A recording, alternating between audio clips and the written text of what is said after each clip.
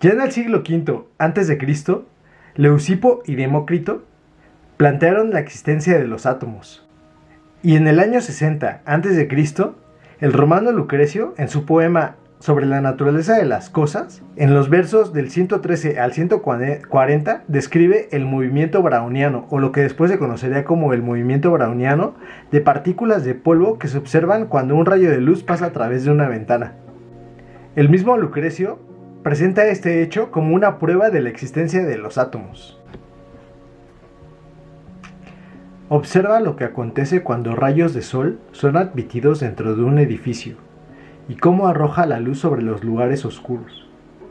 Puedes ver la multitud de pequeñas partículas moviéndose en un sinnúmero de caminos. Su baile es un indicio de movimientos subyacentes de materia escondidos de nuestra vista. Eso origina el movimiento de los átomos en sí mismos. Entonces, los pequeños organismos, que son eliminados del impulso de los átomos, son puestos en marcha por golpes invisibles, y a su vez, en contra de unos diminutos cañones. Así, el movimiento de los átomos emerge gradualmente de un nivel del sentido, que estos cuerpos están en movimiento como vemos en el rayo de sol, movidos por soplos que parecen invisibles. Sobre la naturaleza de las cosas, Lucrecio.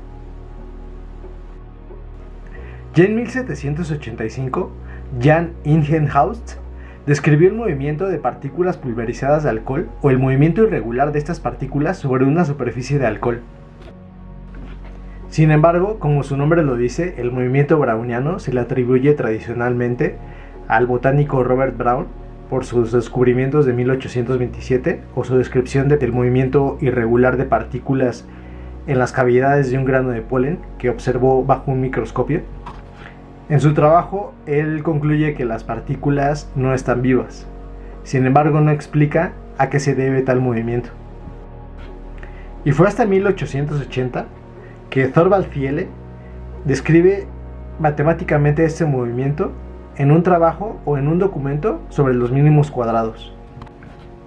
Posteriormente, en 1900, Louis Bachelier, en su tesis doctoral La teoría de la especulación, habla sobre el movimiento browniano en un análisis estocástico sobre la opción y acción de mercados. De hecho, al parecer, el movimiento browniano de las acciones de mercado es citado frecuentemente. Pero Bernard van der Bolt rechazó su aplicación al movimiento del precio de las acciones, en parte porque estas son discontinuas. Pero bueno, regresando al tema. Todavía a principios del siglo XX, creer en los átomos no era algo tan común.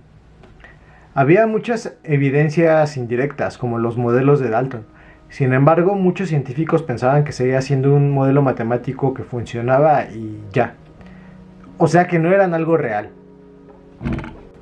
Y en 1905, en el año milagroso de Einstein, en donde publica 4 papers, o 5 tal vez contando su tesis doctoral, uno de ellos habla sobre el movimiento browniano, en donde en lugar de pensar en el polen, imaginó partículas que se movían aleatoriamente en un vaso de agua, siendo golpeadas por las moléculas.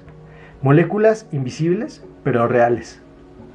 Si las moléculas chocaban con las partículas, entonces estas las empujarían en todas direcciones, haciendo que tomaran un camino totalmente aleatorio. Y si eso era cierto, entonces el patrón del movimiento browniano podía predecirse. Einstein halló la relación de la distancia media recorrida por la partícula con el tiempo, y con el tamaño de la cavidad en donde se encontraban las partículas, derivando la ecuación diferencial de la difusión. De esta forma, se explicaba el fenómeno de difusión a través de las colisiones de moléculas de agua. Unos años después, en 1908, Jean Perrin puso a prueba las ideas de Einstein. Midió cuidadosamente el movimiento browniano con un microscopio y sus resultados encajaron perfectamente con las predicciones. De esta forma, Jean Perrin y Einstein demuestran la existencia de átomos y moléculas, y se da carpetazo a la disputa que ya llevaba 2000 años de existencia. En 1926, Jean Perrin recibió el premio Nobel por sus trabajos en la discontinuidad de la materia y su descubrimiento en el equilibrio de sedimentación. La confirmación de la teoría de Einstein constituyó un progreso empírico a la teoría cinética del calor. En esencia, Einstein demostró que el movimiento puede predecirse directamente desde el modelo cinético de equilibrio térmico. La importancia de la teoría radica en que se confirma el relato cinético de la segunda ley de la termodinámica, o sea, la ley de que la entropía siempre aumenta en un sistema aislado, y así demostrando que esta ley es esencialmente una ley estadística. Todo este trabajo sobre el movimiento browniano abrió las puertas a la física estadística moderna, a la química molecular y en última instancia a la nanotecnología, y en realidad a toda nuestra concepción del mundo actual, en la que sabemos que la materia está constituida por átomos y moléculas. Pues bueno, banda, este fue el video sobre el movimiento browniano y cómo todo este trabajo pues demostró la existencia de algo que ahora es fundamental para entender la realidad. Y pues muchas gracias por llegar hasta aquí. Les agradezco mucho si les gustó el video, que me dejen un like, que se suscriban y pues si tienen algún comentario que hacerme o lo que sea, pues ahí los leo. Muchas gracias. Chao.